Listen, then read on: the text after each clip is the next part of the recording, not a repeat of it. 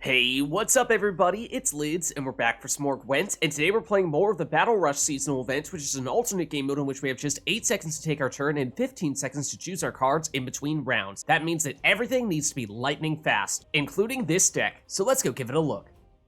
So today we'll be playing a Syndicate Congregate Firesworn deck that is designed to play as quickly as possible so that we can minimize the amount of time it takes to take our turn in an event where we have just 8 seconds. So the general idea is that we're going to spawn in a bunch of Firesworn Zealots and get a bunch of cards that can either do that or get boosted when we do that. So let's start with the cards that get boosted when we do that, I suppose. The key one generally being the Fallen Knight, and you can combine that with also the Eternal Fire Priest. We can use to get an additional Fallen Knight.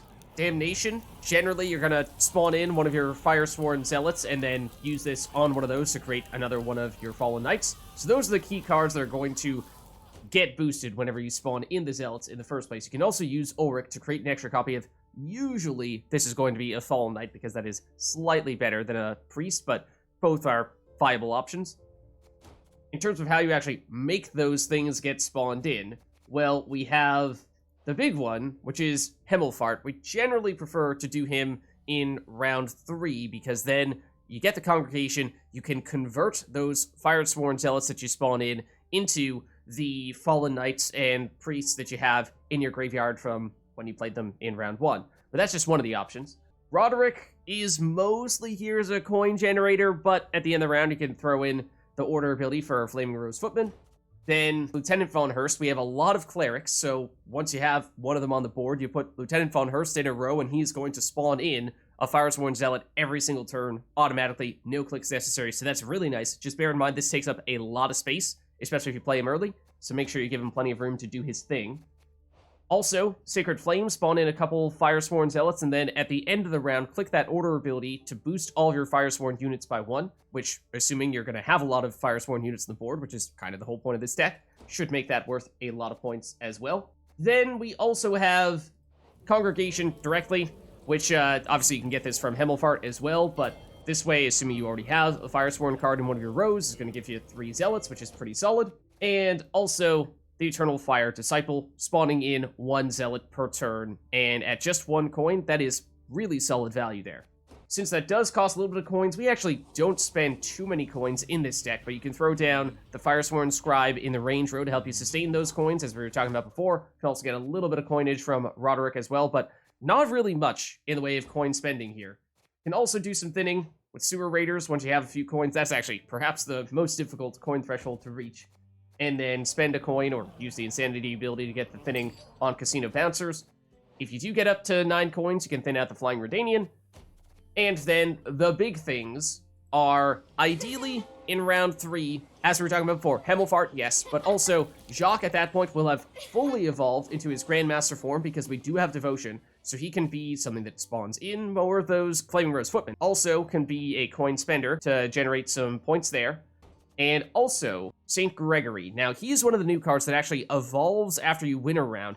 Personally, I actually prefer his original form before he evolves, which means you're generally going to want to play him in round 1. Basically, he's your finisher. He's going to get boosted based on how many units you control, and you're going to get a coin for how many Firesworn units you control. Generally speaking, almost all of your units are going to be Firesworn, so you're going to get a lot of value out of him, especially at the end of the round when he can be in the high teens.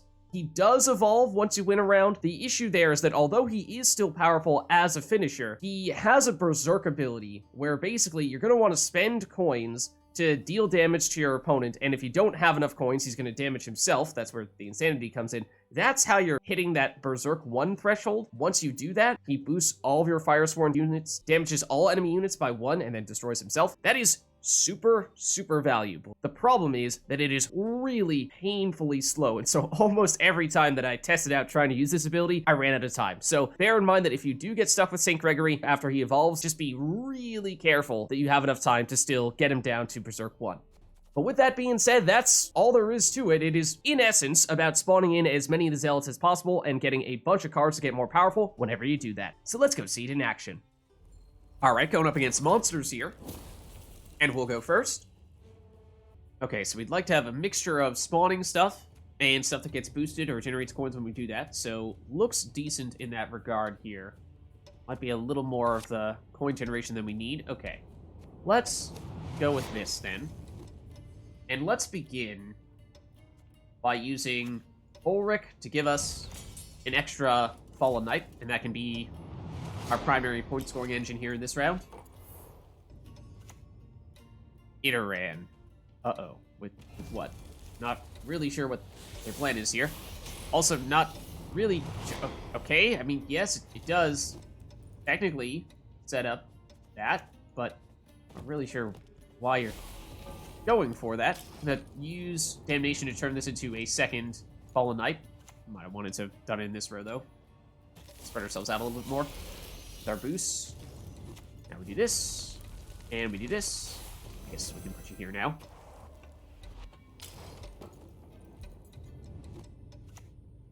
Okay, Self-Eater. I mean, good cards, yes, just not really clear what they're trying to do. It's an odd mixture of them. Okay, now we can probably go in and get some thinning with these two. I'd like to save you. Oh, this is technically... Yeah, we should do this first. No! How dare you? How dare you? How rude. How incredibly rude.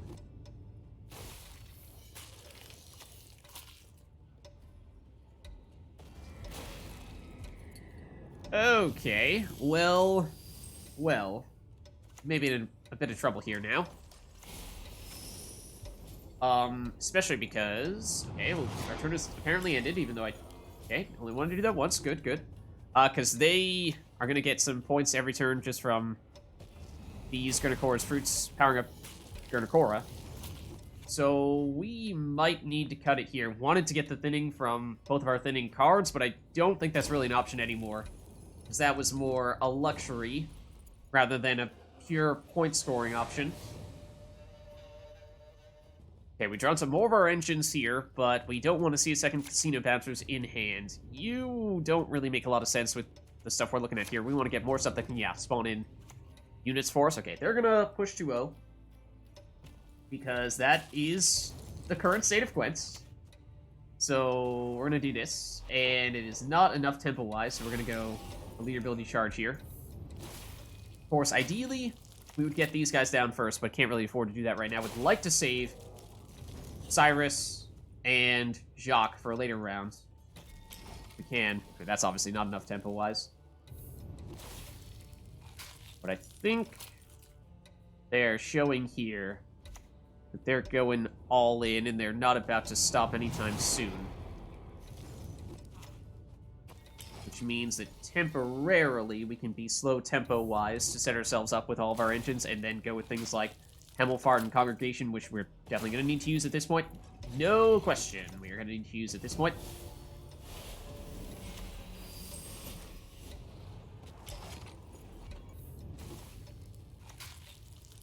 Okay, Lesser Witch. Not a huge deal. I think I wanted one that spawns in more stuffs. Or at least that might be what we go for next. Jacques, we'd like to save as our round 3 win condition, but I'm not sure we can afford to do that. They're going for, what, the boosting with Triss. Fortunately, a lot of these Stealth Eaters are just 1 base power, so it's not as big as it might have otherwise been. Go here. Do this. Do this. Do this. Do this. Okay. Are they going to have enough Renfri's gang? Okay, no, they are not, I don't think, because our finisher is pretty huge here. Obviously, we're going to have to play it, but also we didn't really need to do that, because we're going to do this. So, well, cut it a little closer than I thought it was going to be. And Desiree is not really what we want in short rounds. Sacred Flame, not really either, nor is the Firesworn Scribe. Okay, so it's going to be you. Then this. And it's going to have to be Sacred Flame and Fallen Knight last, so we have time for the Sacred Flame order ability, even if that means that Fallen Knight is going to be pretty small. Means we should not use this yet. We want to at least get some boosts on Fallen Knight. So definitely not our preference to go for a short round, but we'll see if we can still pull it off here. 11-point lead. What is their last card? It's Unicorn. I think we're good. We are.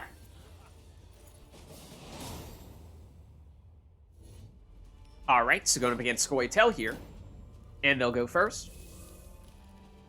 All right, so let's see. We only have one Sewer Raider, so that's fine. We need combination of stuff that gets boosted when we do the spawning and stuff that can actually do the spawning. We have a little bit of both those things. Okay, I'm not loving it, but maybe we can still make this work.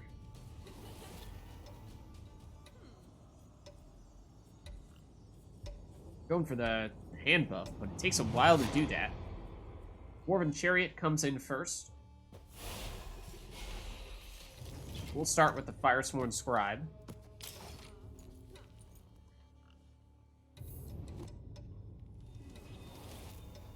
Okay, more hand buff.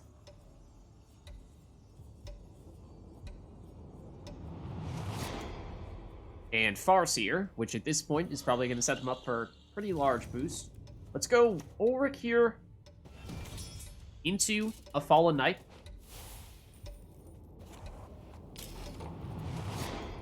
Then we'll get the Eternal Fire Disciple out here to start spawning stuff. Actually, might have wanted to have done that on the previous turn.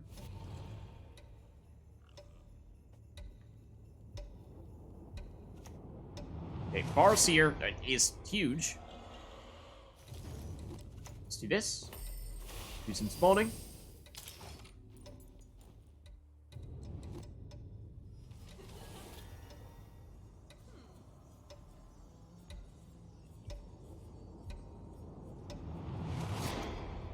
Okay, then Mahakam Defender is already boosted, so that means it will be 1 point per turn. Let's do this. Create another Fallen Knight. And then do this. Now we can set up the thinning on the Sewer Raiders. Renfrey. Oh. Okay. Play Bronze Unit from hand. I mean, that's also slow. So you need to be careful about that. Let's go Sewer Raiders here. Spawn in. This now presents a decent opportunity for Keeper of the Flame in this row. That is going to be worth a fair bit, given how many units we have in our range roll. Although, for the most part, units all the way on the right are not ones that are terribly important, so it doesn't matter much, to tell you the truth. Okay, so now, why don't we do this? And we'll go Keeper of the Flame at this point. And then, if necessary, we can go Desiree, and we have the Death Blow, or we can go or Gregory. Okay, Hawker support, more hand buff. I think they're getting close to having to play cards that they really wanted to save. We're still in the lead here, so we do not need to play further. So I think we pass now, force them to either hand us the round 1 win, a card up, or go 2 cards down to win round 1, and not only that, but play one of those cards that they invested a whole lot of hand buff in, and they won't do it, so we'll win round 1. Okay, and we draw into some good cards here, besides the boat. Definitely want to get rid of that. Ooh. So we may want to push here and try to force them into playing some of their highly hand-buffed cards. Lead some of those out. So what if we go Hemmelfart and use Hemmelfart to get you back. Okay, Dwarven Chariot. Not much tempo, but what we can do is we can then go Von Herst and get more of this stuff happening, so that when this spawns in, a 2-point card every turn, we're also getting 2 points on our Fallen Knights every turn, so that adds up pretty quickly. What else? Oh, don't like the lock. What are they going to go for, actually? Von Herst, okay, that does make sense. It does make sense. We can still spawn in more if we want to commit Jacques here, which I'm not necessarily sure we do, but we will. But we will. Would have liked to have gotten Fallen Knights out here first if that was something we want to play in this round. I'm not necessarily sure that we do, though. Just trying to bleed out more of these really highly boosted cards. Valiant Slayer, they did get the arm. Why did you get the armor from that? Okay. Not entirely sure. We could do that.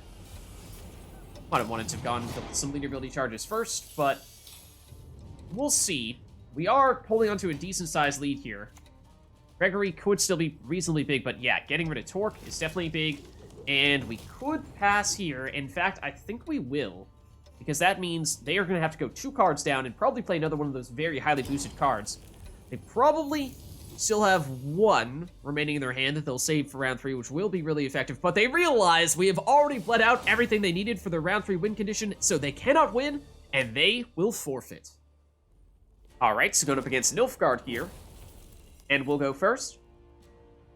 Alright, so let's see. We have 1 and just 1 Sewer Raiders. Okay, that's fine. We want some engines that get boosted when we do some spawning and ways to do spawning. Don't think we need 2 of these scribes. Let's get rid of Congregation as well here.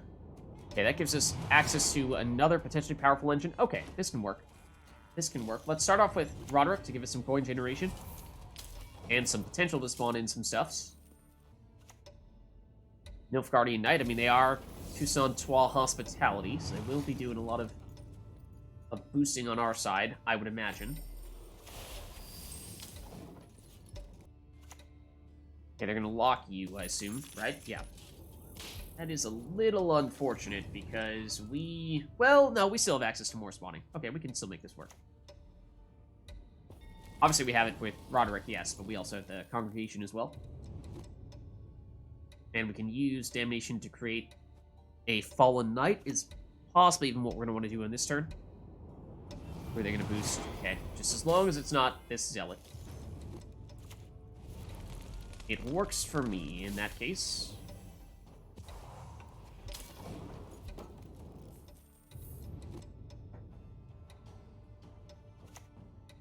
Okay, they're going to, of course, continue to boost us. They're going to go crazy on this priest, but it's actually this Fallen Knight who's going to eventually end up getting bigger still, I think.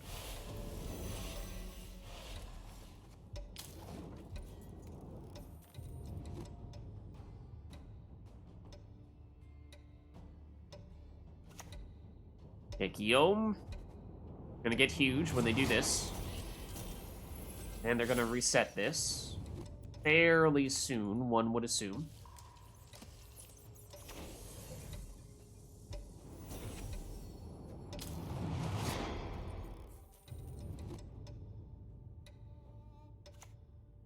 Okay, or Ivarit. Can we still win with Gregory? I am not really sure that we can. I think we need to pass here, because that is the power of Ivar on Toussaintious Hospitality.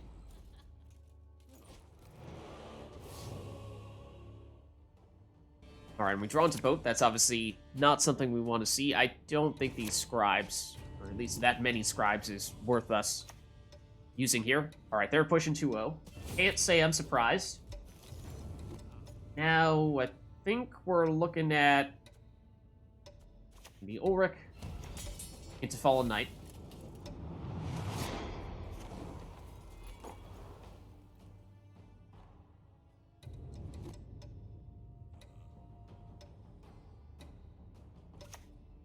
Okay, Spotter will end up being pretty big.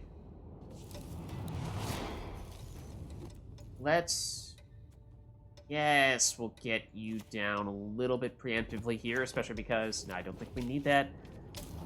Tempo-wise, at least at the moment, we're fine, but of course we know that Kahir is going to be a huge engine for them eventually. Mage Assassin from hand is not something they want to be doing. But it speaks volumes. Kinda speaks volumes to the state of Gwent that they can be doing that from hand, and it doesn't matter because this deck they are using is very strong. Very strong. And even with suboptimal plays, they may still be able to make it work. We shall see. We shall see. Okay, I think we need to go here. And here. Alright, Vilga Forts is... I'm actually not sure who they're going to use it on. Okay, fair enough. Not terrible, actually. We can perhaps make that work. Okay, now... a little conflicted. A little conflicted. We'll do this, and we'll do this. I'd like to do this, and I'd like to use the Tribute ability, but you're going to put it in the wrong row anyway. Not sure if it used the ability. To be honest with you, Yenvo, what on him? We're still ahead, but this Beauclair is going to be an issue, of course. Okay, we're not going to get any more units at this rate. Well, unless we do this, which we might do just a little bit of, just to play it safe. Then, Vilderports. Gregory is our finisher, of course. We know this is coming. Igni is coming. That's going to remove the 16. And they're going to, what, reset you, I guess? No, not even going to bother. Okay, so now we... I'm not even sure we need to do that, to tell you the truth. I think we just go straight to Gregory. Because that is enough. Gets outbowed as well.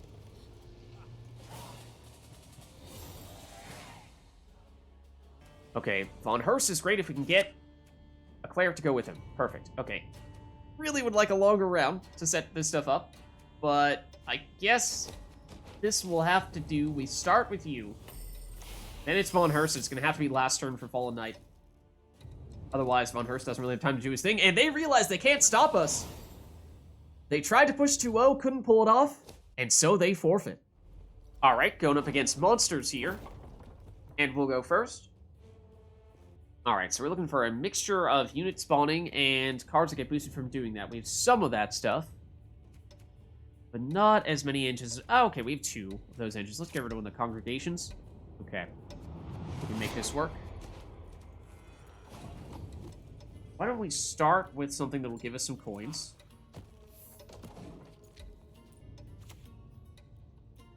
Take Arcane. Obviously, they're going to be vampires, we would imagine.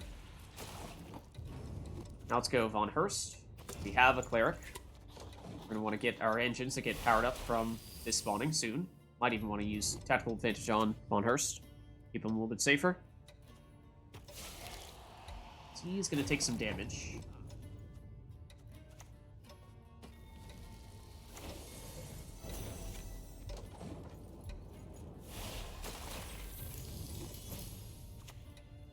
Okay, Arcane. Also going to get boosted, of course. But we can do something similar. Loading up on more engines here.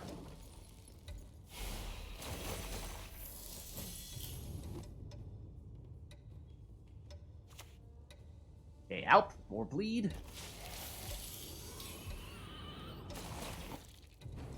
Now maybe we go Infernal Fire Disciple. Get some more spawning happening. We might want to look for a target for Desiree soon. And that might be it. Or we could go for the thinning with Casino Bouncers first. And they go pretty greedily there with their last leader ability charge.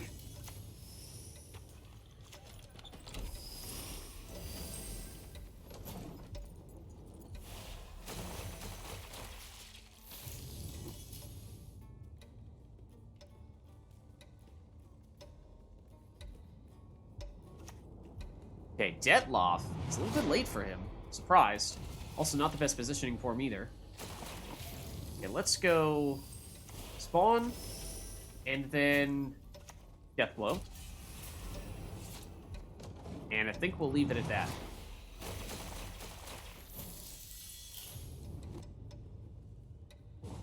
Okay, they'll pass. That means we'll win round 1.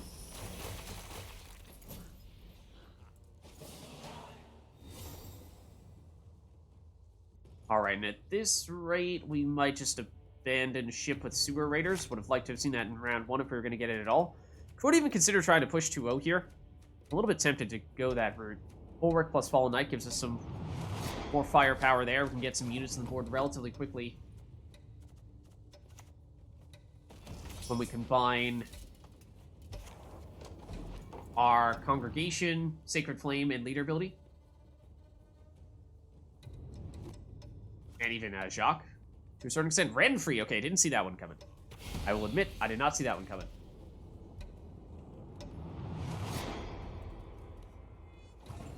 But I'm going to go for it. Okay, so now these are all the engines we're going to get. So we can start spawning stuff. Just to get these more out of removal range. Okay, that's gonna get reasonably big. Oh, is that leader ability they use that? I mean, this is gonna be kind of slow for what it's worth. That might have been, yeah, from their leader ability, but that meant they didn't actually play a card from their starting hand. And so they had to brick it, and that means they forfeit. So there's a look at a Syndicate Firesworn deck for the new Battle Rush seasonal event. If you liked the video, then make sure to hit the like and subscribe button, and leave a comment down below to let me know which other cards, archetypes, and factions you'd like us to experiment with next. And take a look at our playlist for all the previous Battle Rush videos that we've made as well. Thank you all for watching, and I'll catch you next time.